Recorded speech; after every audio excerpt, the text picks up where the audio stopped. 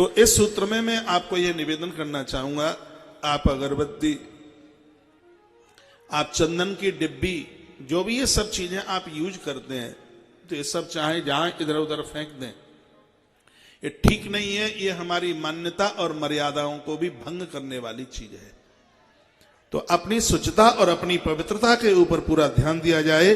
नियम यहीं से आरंभ होता है और योग धर्म का ये एक बहुत बड़ा सुंदर गुण है। और दूसरी बात है जिसका नाम है इज्या। इज्या के आगे ब्रैकेट में लिखा है बलि शब्द। योग धर्म का यह दिव्य सूत्र है कि ईश्वर प्राप्ति के लिए जीव की हिंसा मत कीजिए, मुर्गे और बकरे को मत चढ़ाइए। ग्रंथ क्या सुंदर बात कहता है, बकरा अभिमान का प्रतीक है और मुर्गा मोह का प्रतीक है। अपने अहंकार और मोह की बलि ईश्वर के दरबार में चढ़ा दीजिए। इसको कहते हैं इज्या। मोह जो भी कुछ है वो मेरा नहीं है, वो सब प्रकृति का दिया हुआ है। अभिमान, ये मैंने नहीं किया, ईश्वर मुझसे करा रहा है। ये दो बातें जीवन में चल करके आ जाएं। ये योग धर्म का ये अद्भुत सूत्र है। इसको यज्ञ के नाम से जाना गया। और उसके तत्पश्चात अगली बात कही गई है तप। तप में इंद्रियों का निग्रह किया जाता है। कठोर चांद्रायण व्रतों का पालन करना, ये सब तप में आता है। तन मन और धन की शुद्धि इस तप से होती है। याद रखिए, तन की पवित्रता सेवा से है और मन की पवित्रता जप से है। जप 3 प्रकार का होता है, लिखने लायक बात है। शायद आपको नहीं पता होगा, जो आप जप करते हैं उसके 3 प्रकार हैं। लिंग पुराण में तीनों का बहुत विस्तार से वर्णन किया है। 3 प्रकार का है जप। एक है वाचिक, दूसरा है उपांशु और तीसरा है मानसु, मानस। 3 तरह का जप है। सबसे पहला है वाचिक, जो मुख से थोड़ी आवाज करके लिया जाता है।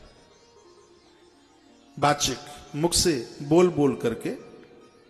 हाँ, कभी कभी तो लोगों को लगता है कि हम इतनी जोर से बोलें कि लोगों को लगे कि कोई भजन कर रहा है। आज हम अपने कहीं किसी को बोल रहे थे, भाई तुम सुबह जगते हो तो हुड़दंगा करते हो, गेट बजाते हो, सबको ये बताना चाहते हो कि हम 4 बजे जगते हैं। कुछ लोगों की ऐसी आदत में होता है। हाँ, वो भजन भी दिखाने के लिए लोग हमें सर्टिफिकेट दें कि हम बहुत बड़े भजनानंदी हैं। सुबह अब हम 4 बजे जगे तो इस घर में पता भी तो लगना चाहिए कि हम 4 बजे जगने वाले हैं। खटपट करेंगे, किवाड़ बजाएंगे, पाम पीटेंगे। हाँ, लोग जगें और उनको ये पता लगे कि सर्टिफिकेट हमें दे दो कि हम 4 बजे जगे। तो हम उनको बोल रहे थे, तुम 4 बजे जगे हो, हम 3:45 बजे जगे होंगे, लेकिन हम तो किसी को आवाज तक नहीं होने देते कि हम जग गए हैं। तो मेरे आसपास है छोटे छोटे बच्चे, और शिशु कहते ही उसको हैं जो सोए ज्यादा। हाँ, चलो ठीक है, तुम्हें ना नींद आवे, चलो हम जग जाएं 3:30 बजे, लेकिन सामने वाले को तो सोना है और इस बात का परमिट तुम मांग रहे हो। तुम्हें ये लगे कि ये लोग कहें फलाने साहब तो बहुत जल्दी जगते हैं। हमारी व्यवस्था आराधना की चले और हमसे किसी को किसी भी प्रकार का डिस्टर्ब ना हो। अब सुबह सुंदरकांड का पाठ होता है,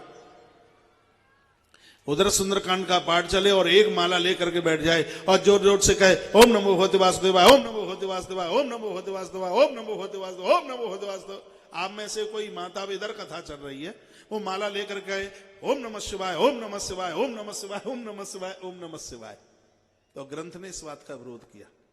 चलो ठीक है, उसको जप में माना जाएगा, लेकिन ये वाचिक जप है जो मुख से चिल्ला चिल्ला करके लिया जाता है। इसके द्वारा हम छाप छोड़ते हैं लोगों के ऊपर, लोग हमें देखें कि हम भजनानंदी हैं, हम जप करने वाले हैं। 3 जप बताए हैं ग्रंथ में। पहला है वाचिक, दूसरा है उपांशु। उपांशु में आवाज नहीं निकलती, सिर्फ होठ हिलते, आवाज नहीं निकलती बाहर, बिल्कुल होठ हिलते हैं। इसको उपांशु जप कहते हैं।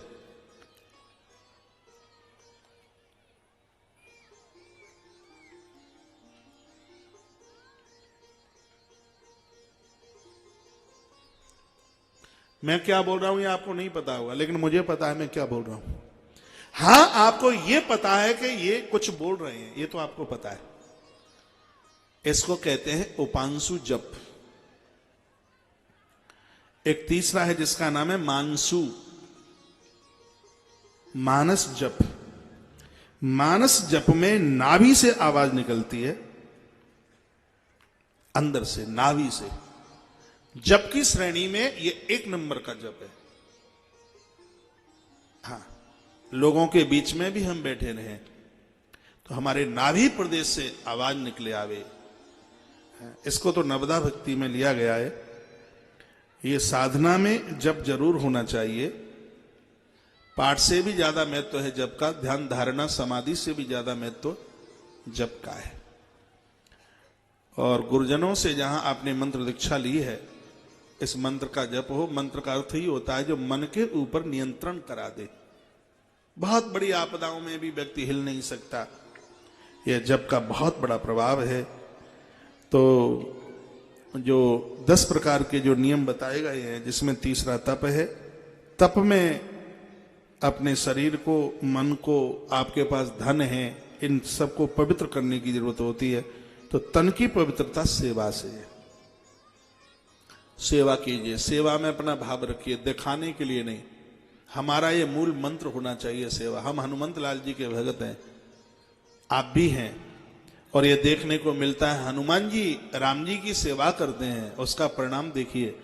राम जी के मंदिर में हनुमान का होना जरूरी है, लेकिन हनुमान जी के मंदिर में राम का होना बिल्कुल जरूरी नहीं है। ये सेवा का भाव है, सेवा दिखाने के लिए नहीं। सेवा हमारा जन्मजात सिद्ध अधिकार होना चाहिए। सेवा करते करते व्यक्ति सेवकी बन जाता है। सेवा करने वाला व्यक्ति तो नारायण तक पहुंचने की ताकत रखता है। तो सेवा का भाव होना चाहिए। जो 10 प्रकार के नियम हैं उसमें ये सब बातें बताई गई हैं। तो तन की पवित्रता सेवा से है, और मन की पवित्रता जो है वह जप करने से, हरि स्मरण से, प्रभु स्मरण से है। अब अगला सूत्र दिया जा रहा है इसमें दान। महाभारत में तो हजारों प्रकार के दानों का वर्णन किया है, हजारों प्रकार के दान। शिव महापुराण में भी दानों का वर्णन है, इस ग्रंथ में भी वर्णन है। क्या क्या है दान? मानवीय जीवन धारण करके आए हो, अपने हाथों से इतना दान करके जाना। क्या क्या है कि गौ भूतिल हिरण्याज्य बासो धान्य गुणानि चह रौप्यम लवण कुष्मांडम कन्या द्वादशकम तथा। गाय, धरती, तिल, सोना, वस्त्र, अन्न, गुड़, चांदी, नमक, पेठा, और 12वें नंबर पर है कन्या। ये आपने किया है, बहुत अच्छी बात है। नहीं क्या है, अवश्य में करके जाना। कन्या, कन्या को एक बहुत बड़े दान में लिया गया। बेटियों को बचाने की कोशिश कीजिए। पेट में बेटियों को खत्म करने वाले लोग नवरात्रा में कन्याओं को खोज करके भोजन कराएं, कहां कल्याण होगा। बेटियों को बचाइए। आज 9 और 6 का आंकड़ा चल रहा है। यही स्थिति रही तो आने वाले समय में जैसे एक भूखा व्यक्ति निकलता है 2 रोटी के लिए, वंश वृद्धि के लिए लोगों को झोलियां लेके निकलना पड़ेगा और बेटी मिलेंगी नहीं। आज हमने अच्छे अच्छे करोड़पतियों को देखा है, मुझे कहते हैं महाराज जी बेटा विवाह के लायक हो गया है, आप तो सब जगह जाते हैं, हमारे बेटे का आप संबंध करा दें तो ज्यादा बढ़िया होगा। स्थिति कुछ ऐसी ही है।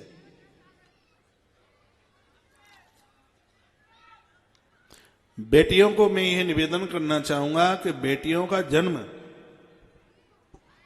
सबको इतना बढ़िया प्रसन्नतादायक क्यों नहीं होता।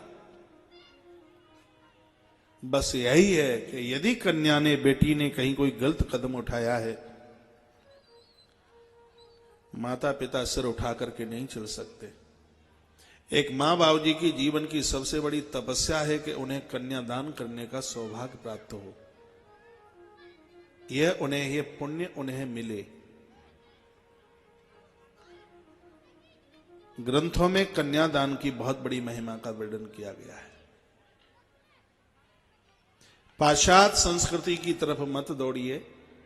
हमारी धमनियों में स्वामी विवेकानंद, हमारी धमनियों में दयानंद, हमारी धमनियों में बाबा तुलसी, हमारी धमनियों में छत्रपति शिवा, हमारी धमनियों में महाराणा प्रताप, हमारी धमनियों में सूर और कबीरा, इन महापुरुषों का रक्त संचारित है।